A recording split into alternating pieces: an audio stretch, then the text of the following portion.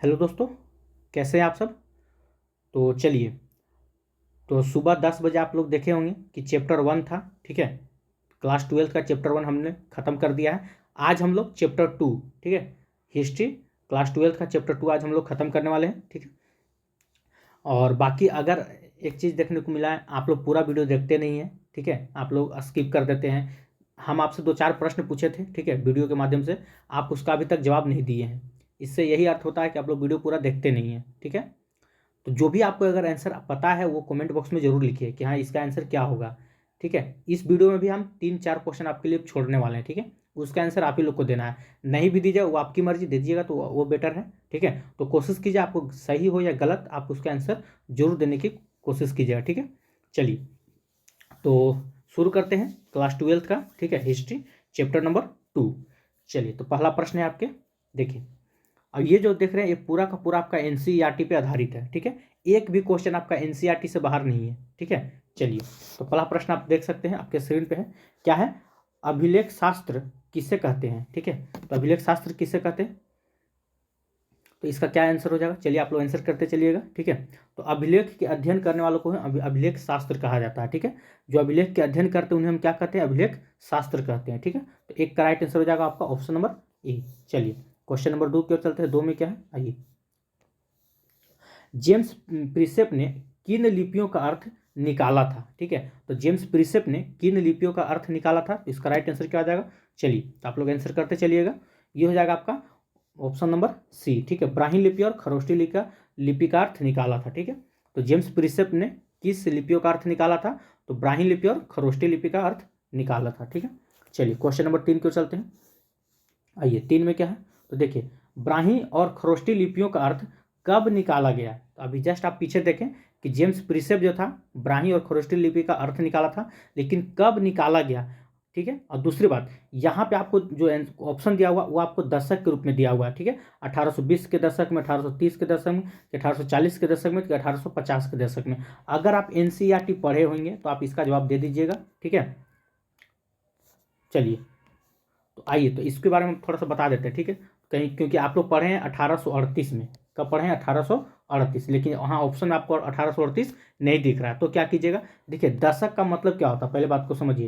ये जो आप दशक देख रहे हैं, ठीक है, ये दशक का मतलब क्या होता है? दशक का मतलब होता है 10 साल। ठीक है, यानी कि अगर यहाँ आपको कहा जा रहा है 1820 से, ठीक है, तो 1820 से लेकर 1830 तक, ठीक है, तो जो भी कुछ होगा ये आपका दशक के रूप में होता है। ठीक है, यानी कि इन दोनों में कितना का अंतर है? 10 साल का अंतर है, इसी को हम लोग दशक बोलते हैं।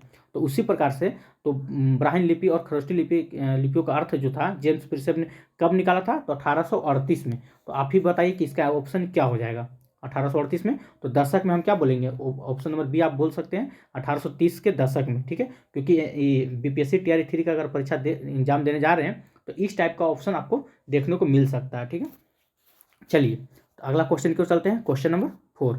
4 में क्या है, आइए। देखिए, कहा जा रहा है कि जेम्स प्रिसेप कौन था? ठीक है, तो अभी तक आप 3-4 क्वेश्चन देख चुके हैं जेम्स प्रिसेप से।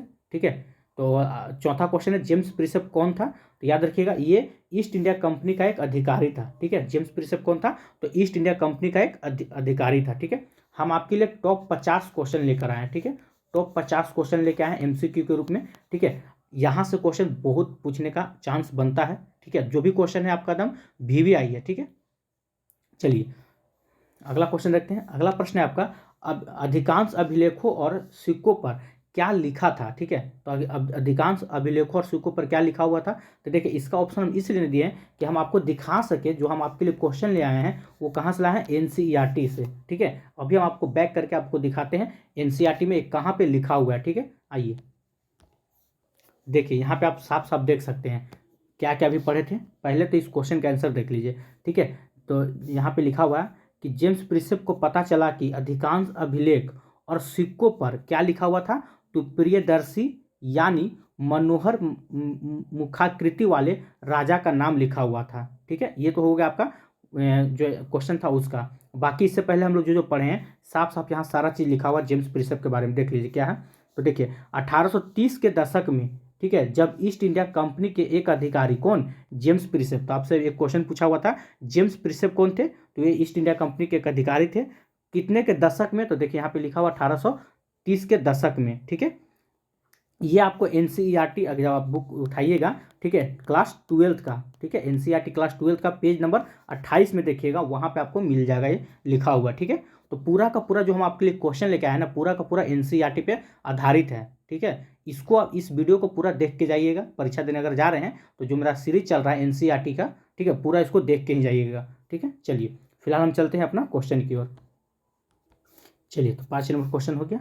6 नंबर क्वेश्चन की ओर चलते हैं। 6 में क्या है, बुद्ध ग्रंथों के अनुसार डैश सबसे प्रसिद्ध शासक था, ठीक है। तो कौन थे, बौद्ध ग्रंथों के अनुसार कौन सबसे प्रसिद्ध शासक थे। चलिए तो 6 का आंसर क्या हो जाएगा, आइए तो 6 का आंसर हो जाएगा आपका अशोक। कौन थे, तो अशोक आपके प्रसिद्ध शासक थे, ठीक है। किस ग्रंथों के अनुसार, तो बौद्ध ग्रंथों के अनुसार, ठीक है।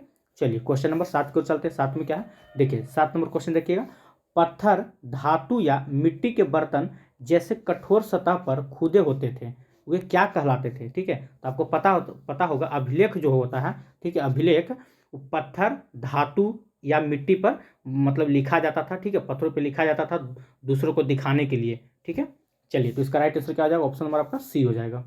चलिए क्वेश्चन नंबर 8 की ओर चलते हैं। 8 में क्या है, प्राचीनतम अभिलेख किस भाषा में लिखे थे, ठीक है। तो प्राचीनतम अभिलेख जो होते थे वो किस भाषा में लिखा हुआ रहता था, तो इसका राइट आंसर क्या हो जाएगा, ये हो जाएगा आपका प्राकृत भाषा में, ठीक है। प्राचीनतम अभिलेख जो होते थे किस भाषा में लिखे हुए रहते थे, तो प्राकृत भाषा में लिखे हुए रहते थे। अगर वीडियो आपको अच्छा लग रहा होगा तो वीडियो को लाइक कीजिएगा, चैनल को सब्सक्राइब कीजिएगा। अभी तक अगर आप हमारे टेलीग्राम ग्रुप से नहीं जुड़े हैं तो इस वीडियो के डिस्क्रिप्शन लिंक में टेलीग्राम ग्रुप का लिंक दिया हुआ, वहाँ से जाकर आप हमारे टेलीग्राम ग्रुप को ज्वाइन कर सकते हैं, ठीक है। इसका PDF जो है, ठीक है, इसका PDF आपको टेलीग्राम ग्रुप में भेज दिया जाएगा, ठीक है। चलिए 9 नंबर क्वेश्चन के चलते हैं। 9 में क्या है, देखिए आरंभिक भारतीय इतिहास में 6ठी शताब्दी ईसा पूर्व को एक महत्वपूर्ण परिवर्तनकारी काल क्यों माना जाता है, ठीक है। तो क्यों माना जाता है, तो इसका राइट आंसर क्या हो जाएगा 9 का, तो देखिए तो इसलिए माना जाता है क्योंकि आरंभिक राज्यों और नगरों का उदय हुआ था, तो बिल्कुल सही है। लोहे का बढ़ता प्रयोग हुआ था इसमें, ठीक है, 6ठी शताब्दी में लोहा का बहुत ज़्यादा प्रयोग किया गया था, ठीक है। सिक्कों का विकास हुआ था 6ठी शताब्दी में, याद रखिएगा, ठीक है। यानी कि उपयुक्त में से सभी कारण हो जाएंगे, यानी कि हम कह सकते हैं इसका राइट आंसर क्या हो जाएगा, ऑप्शन नंबर आपका डी हो जाएगा, ठीक है। 9 का राइट आंसर क्या हो जाएगा, ऑप्शन नंबर डी हो जाएगा। चलिए क्वेश्चन नंबर 10 की ओर चलते हैं। 10 में क्या है, देखिए ओलिगार्की से क्या अभिप्राय है, ठीक है। तो ओलिगार्की से क्या अभिप्राय है, तो ओलिगार्की जो होते थे ये समूह का शासन होते थे, ठीक है। ऑप्शन नंबर आपका बी बिल्कुल राइट आंसर हो जाएगा। चलिए क्वेश्चन नंबर 11 की ओर चलते हैं। आइए क्या है, लगभग, ठीक है, लगभग कितना शताब्दी ईसा पूर्व में संस्कृत में ब्राह्मणों ने धर्मशास्त्र नामक ग्रंथ की रचना शुरू की थी, ठीक है। चलिए तो 11 का राइट आंसर क्या हो जाएगा, देखिए तो लगभग 6ठी शताब्दी ईसा पूर्व में, ठीक है, यहाँ ईसा पूर्व इस समय आप ले लीजिएगा, ठीक है, सब में ईसा पूर्व रहेगा। तो देखिए लगभग 6ठी शताब्दी ईसा पूर्व में, ठीक है, लगभग 6ठी शताब्दी ईसा पूर्व में संस्कृत में ब्राह्मणों ने धर्मशास्त्र नामक ग्रंथ की रचना किया था, ठीक है। ये मोस्ट इंपोर्टेंट VVI क्वेश्चन है, ठीक है, BPSC TRE 3 के लिए, ठीक है। चलिए तो कौन सा शताब्दी में, तो 6ठी शताब्दी में, ठीक है।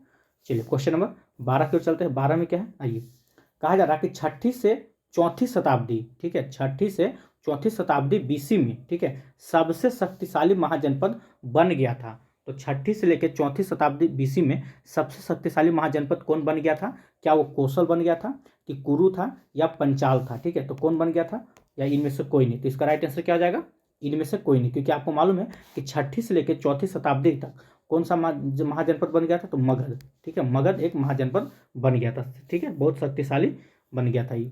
चलिए क्वेश्चन नंबर 13 की ओर चलते हैं। 13 में क्या है, आइए देखिए कह रहा है कि मगध के शक्तिशाली होने के क्या कारण थे, आखिर मगध 6ठी से 4थी शताब्दी में इतना महाशक्तिशाली बन गया था, तो इसके कारण क्या था, रीजन क्या था। तो देखिए यहाँ पे क्या होता था ना कि अच्छी खेती की उपज होती थी, ठीक है, ये भी आपका सही है। लोहे के खदान था, ठीक है, ये भी सही है। और हाथी की उपलब्धता था, यानी कि तीनों का तीनों सही है, यानी कि हम कह सकते हैं कि ऑप्शन नंबर डी इसका आपका बिल्कुल राइट आंसर हो जाएगा, ठीक है। मगध के शक्तिशाली होने के कारण क्या थे, तो ये तीनों का तीनों ऑप्शन आपका बिल्कुल सही है, इसीलिए मगध जो था सबसे शक्तिशाली महाजनपद बन गया था, ठीक है। चलिए क्वेश्चन नंबर 14 की ओर चलते हैं। 14 में क्या है, आइए देखिए आरंभ में मगध की राजधानी थी, ये बहुत अच्छा क्वेश्चन है, ये आपका BPSC TRE 1 में पूछा भी गया था, ठीक है। इस टाइप का क्वेश्चन पूछता भी है कि आपसे आरंभ में पूछ रहा है, ठीक है।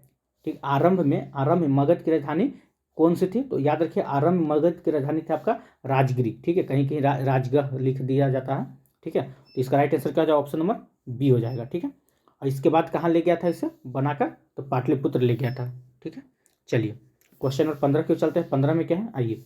अशोक के पश्चिमोत्तर में मिले अभिलेखों में किन भाषाओं का प्रयोग किया गया था? ठीक है, तो किन भाषाओं का प्रयोग किया गया था? तो याद रखिएगा ये आपका अरेमाइक और यूनानी भाषा का प्रयोग किया गया था। ठीक है, 15 का राइट आंसर क्या हो जाएगा? ऑप्शन नंबर आपका ए हो जाएगा।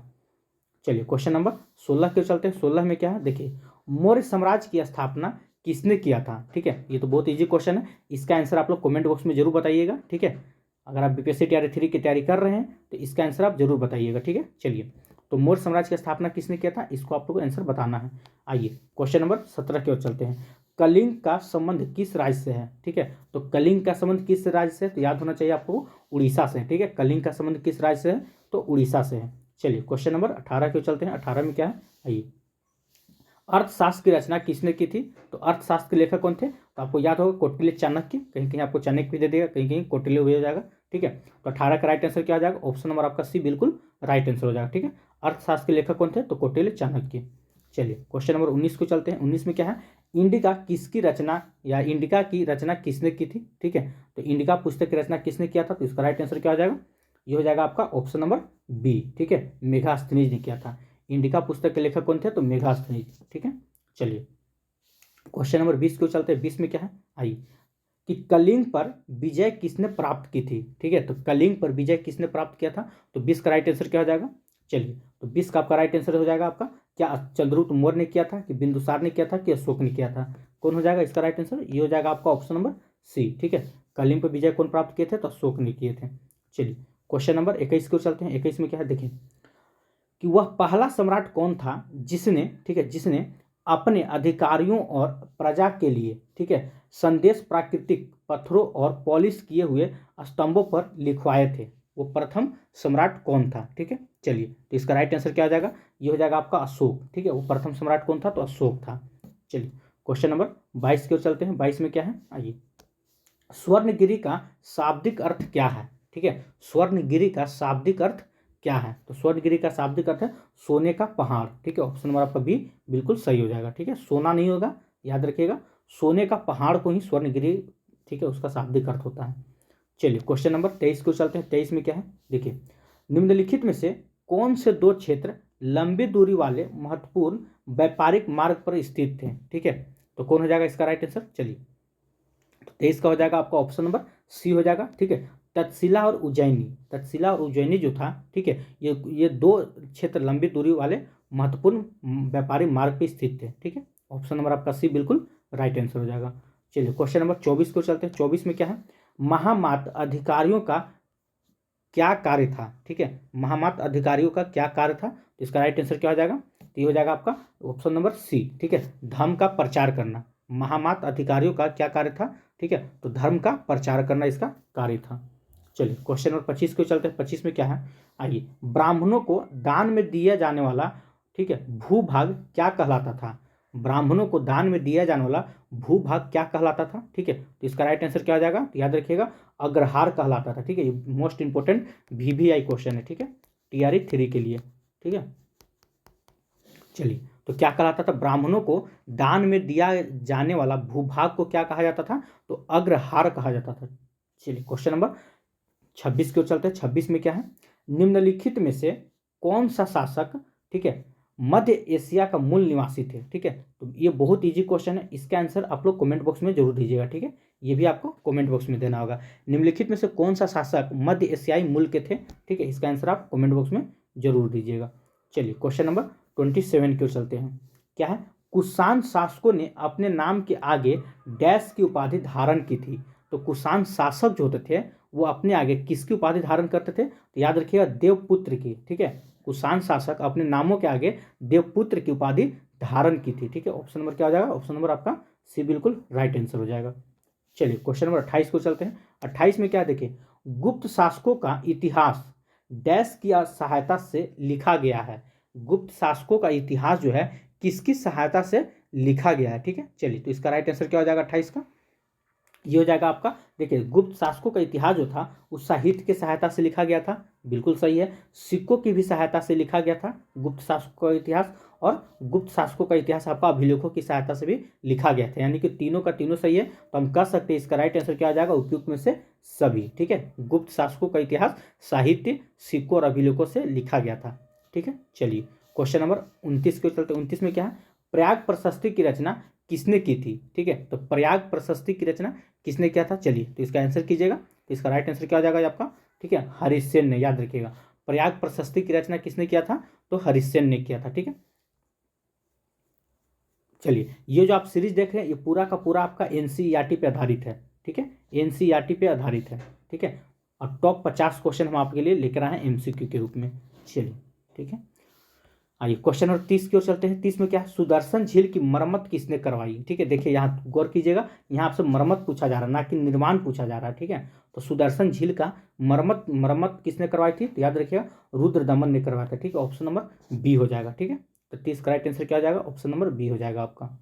चलिए क्वेश्चन नंबर 31 को चलते हैं। 31 में क्या है कि पाली भाषा में गहपति का प्रयोग किसके लिए किया जाता था। ठीक है, पाली भाषा में गहपति का प्रयोग किसके लिए किया जाता था, तो याद रखिएगा गहपति का प्रयोग छोटे किसान के लिए भी किया जाता था। ठीक है, और जमींदार के लिए भी किया जाता था। तो हम कह सकते हैं इसका राइट आंसर क्या हो जाएगा, ए और बी, यानी कि ऑप्शन नंबर आपका सी बिल्कुल राइट आंसर हो जाएगा। ठीक है, चलिए क्वेश्चन नंबर 32 को चलते हैं। 32 में क्या है, आइए, हर्षचरित्र किस भाषा में लिखी गई है। ठीक है, तो हर्षचरित्र जो है किस भाषा में लिखी गई है, तो इसका राइट आंसर क्या हो जाएगा, क्या यूनान भाषा में लिखी गई है, कि प्राकृत भाषा में लिखी गई है, कि संस्कृत भाषा में लिखी गई है, कि पाली भाषा में लिखा गया। ठीक है, 4 ऑप्शन है। चलिए तो इसका राइट आंसर क्या हो जाएगा, ये हो जाएगा आपका ऑप्शन नंबर सी। ठीक है, हर्षचरित्र संस्कृत भाषा में लिखी गई है। ठीक है, चलिए क्वेश्चन नंबर 33 की ओर आते हैं। 33 में क्या है, हर्षचरित्र किसकी जीवनी है, मोस्ट इंपोर्टेंट वीवीआई क्वेश्चन है। ठीक है, कि हर्षचरित्र जो है वो किसकी जीवनी है। चलिए तो इसका राइट आंसर क्या हो जाएगा 33 का, तो याद रखिएगा हर्षवर्धन का। ठीक है, हर्षचरित्र किसकी जीवनी है, तो हर्षवर्धन का जीवनी है।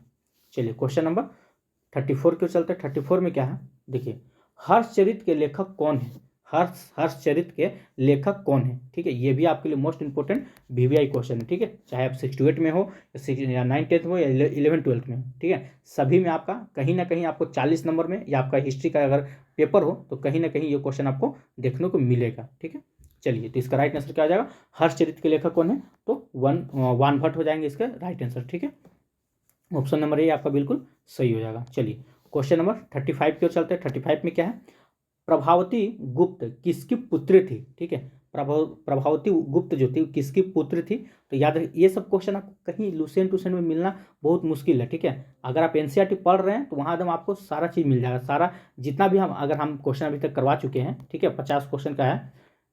ठीक है, ये पूरा का पूरा आपका एनसीईआरटी में, ठीक है, 50 का 50 क्वेश्चन मिल जाएगा। ठीक है, चलिए तो इसका राइट आंसर क्या हो जाएगा, तो ये हो जाएगा आपका ऑप्शन नंबर बी। ठीक है, चंद्रगुप्त द्वितीय की पुत्री थी।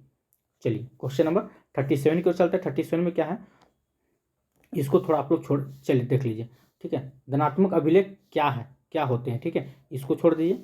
चलिए क्वेश्चन नंबर 37 में आइए, निम्नलिखित में से किसे श्रेणी कहा जाता था। ठीक है, निम्नलिखित में से किसे श्रेणी कहा जाता था। ठीक है, चलिए तो इसका राइट आंसर क्या हो जाएगा 37 का, आइए।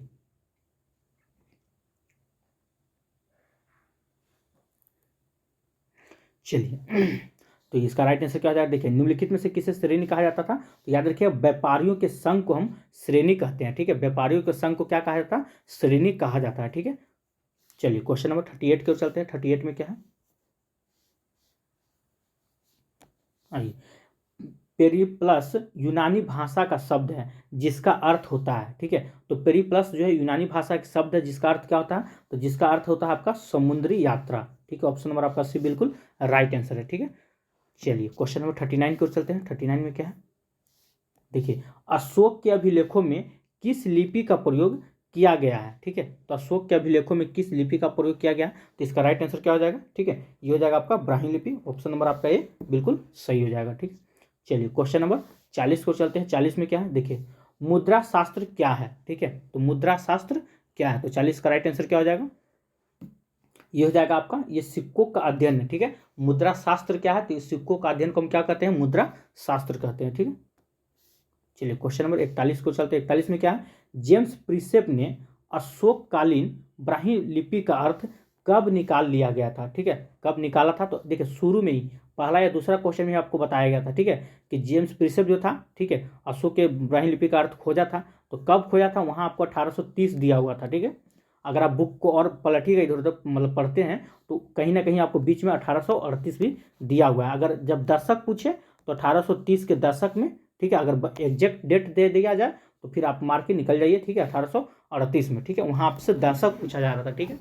चलिए क्वेश्चन नंबर 42 को चलते हैं। 42 में क्या है, आइए, बोलता है कि कनिष्क डैश का शासक था। तो कनिष्क कहाँ का शासक था, ठीक है। तो चलिए तो इसका राइट आंसर क्या, ये भी आप लोग को हमारे कमेंट बॉक्स में बताइएगा इसका राइट आंसर क्या हो जाएगा, ठीक है। कनिष्क जो था वो कहाँ का शासक था, ये बहुत ईजी क्वेश्चन है, इसको जरूर आप लोग कोशिश कीजिएगा बताने के लिए, ठीक है। चलिए क्वेश्चन नंबर 44 की ओर चलते हैं। 44 में क्या है, आइए, कि अभिलेख की साक्ष्य सीमा है। अभिलेख की साक्ष्य सीमा क्या है, ठीक है। तो क्या है, देखिए, धुंधले अक्षर, अभिलेख जो होता था धुंधले अक्षर में होता था, बिल्कुल सही है। अभिलेख का टूट जाना, अभिलेख जो होता था लिखा हुआ रहता था वो टूट भी जाता था कभी कभी। अभिलेख नष्ट हो जाना, यानी कि सभी का सभी, यानी कि हम कह सकते हैं इसका राइट आंसर क्या हो जाएगा, ऑप्शन नंबर डी आपका बिल्कुल सही आंसर हो जाएगा, ठीक है। चलिए क्वेश्चन नंबर 45 की ओर चलते हैं। आइए, क्या है कि मौर्य साम्राज्य का अंत कब हुआ, ठीक है। मौर्य साम्राज्य का अंत कब हुआ था, तो याद रखिएगा 185 ईसा पूर्व में हुआ था, ठीक है। मौर्य साम्राज्य का अंत कब हुआ था, तो 185 ईसा पूर्व में हुआ था। चलिए क्वेश्चन नंबर 46 की ओर चलते हैं। 46 में क्या है, हर्षवर्धन कौन थे, ठीक है, हर्षवर्धन कौन थे। तो 46 का राइट आंसर क्या हो जाएगा, चलिए ये हो जाएगा आपका, हर्षवर्धन कौन थे, ये कनौज के राजा थे, ठीक है। हर्षवर्धन कौन थे, तो हर्षवर्धन कौन थे, तो कनौज के राजा थे। चलिए क्वेश्चन नंबर 47 की ओर चलते हैं। क्या है, देखिए, धम्म के सिद्धांत की शुरुआत किसने की थी, ठीक है। तो धम्म के सिद्धांत की शुरुआत किसने किया था, क्या चंद्रगुप्त मौर्य ने किया था, कि चंद्रगुप्त द्वितीय ने किया था, क्या अशोक ने किया था, या चाणक्य ने किया था, ठीक है। तो धम्म के सिद्धांत की शुरुआत किसने किया था, तो याद रखिएगा धम्म के सिद्धांत का शुरुआत जो था वो आपका अशोक ने किया था, ठीक है। ऑप्शन नंबर आपका सी बिल्कुल राइट आंसर हो जाएगा। चलिए क्वेश्चन नंबर 48 की ओर चलते हैं। 48 में क्या है, देखिए, मौर्य साम्राज्य के सैनिक गतिविधि सिक्के द्वारा, ठीक है, संचालित की जाती थी। सॉरी, मौर्य साम्राज्य के सैनिक गतिविधि किसके द्वारा संचालित की जाती थी, ठीक है। तो किसके द्वारा संचालित किए जाते थे, तो याद रखिएगा एक समिति और 6 उप समिति के द्वारा संचालित की जाती थी, ठीक है। एक बार फिर से देख लीजिएगा, मौर्य साम्राज्य के सैनिक जो होते थे उनकी गतिविधि किसके द्वारा संचालित की जाती थी, तो एक समिति होता था उसमें और 6 उप समिति हुआ करते, ठीक है। ऑप्शन नंबर आपका सी बिल्कुल राइट आंसर हो जाएगा। चलिए क्वेश्चन नंबर 49 को चलते हैं। 49 में क्या है, आइए, देखिए, जातक कथा किससे संबंधित है, ठीक है। जातक कथा जो है वो किससे संबंधित है, इसका बिल्कुल राइट आंसर है, ठीक है। ऑप्शन नंबर आपका ए हो जाएगा, महात्मा बुद्ध से संबंधित है, ठीक है। जातक कथा जो है किससे संबंधित है, तो महात्मा बुद्ध से संबंधित है। चलिए तो आज का लास्ट क्वेश्चन है आपका क्वेश्चन नंबर 50 में क्या है, देखिए, भारत में सबसे पहले सोने के सिक्के जारी किए। तो भारत में सबसे पहले सोने के सिक्के किसने जारी किए थे, ठीक है। चलिए इसका आंसर जो है आप लोग कमेंट बॉक्स में जरूर बताइएगा, ठीक है। ये लेके मेरा चौथा क्वेश्चन हो गया है, इसका आंसर भी आप लोग कमेंट बॉक्स में बताइएगा, ठीक है। बहुत ईजी है, ठीक है। अगर आप कंपटीशन में तैयारी कर रहे हैं बीपीएससी, वो भी बीपीएससी टियर 3 में, तो सोच लीजिए आपका लेवल कहाँ तक होना चाहिए, ठीक है। ये बहुत ईजी क्वेश्चन है, ठीक है। इसका आप कमेंट बॉक्स में आंसर जरूर दीजिएगा, ठीक है। तो ये था आज आप लोग के लिए 50 क्वेश्चन, ठीक है। और ऐसे ही करके कल 10 बजे फिर हम क्लास 12 का, ठीक है, कल 10 बजे क्लास 12 का आपका चैप्टर नंबर, ठीक है, चैप्टर नंबर 3 लेकर हम आने वाले वीडियो।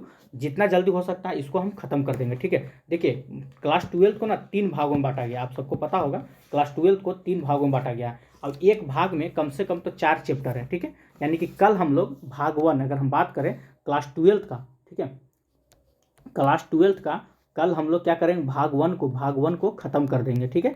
कल एक 10 बजे एक आपका वीडियो आ जाएगा, भाग 1 जो है कल ये पूरा का पूरा खत्म हो जाएगा। कल आपका 10 बजे एक वीडियो आ जाएगा, अब एक आपका कल 4 बजे वीडियो आ जाएगा। तो उस प्रकार से कल आप लोग का भाग 1 खत्म हो जाएगा, ठीक है। अब भाग 2 फिर इसके बाद भाग 3, क्लास 12 को 3 भागों में बांटा गया, ठीक है। चलिए अगर आपको वीडियो अच्छा लग रहा होगा तो वीडियो को लाइक कीजिएगा, चैनल को सब्सक्राइब कीजिएगा, इस वीडियो को ज़्यादा से ज़्यादा आप लोग शेयर जरूर कीजिएगा। जो भी क्वेश्चन होगा वो पूरा का पूरा एनसीईआरटी पे आधारित है, तो आप बिना मतलब हिचकिचाहट से इसको पढ़ सकते हैं, पूरा एकदम याद करके जाइए, पूरा रट के जाइए। क्वेश्चन अगर पूछता है 11th-12th के बुक से, तो अधिकांश क्वेश्चन आपको 12th के बुक से ही मिलेगा, ठीक है। तो पूरा का पूरा इसको रट के जाइएगा, इससे एक क्वेश्चन अगर पूछता है तो इससे यही सब क्वेश्चन आपको वहाँ देखने को मिलने वाला है, ठीक है। चलिए, तो आज के लिए इतना ही। जय हिंद, जय भारत।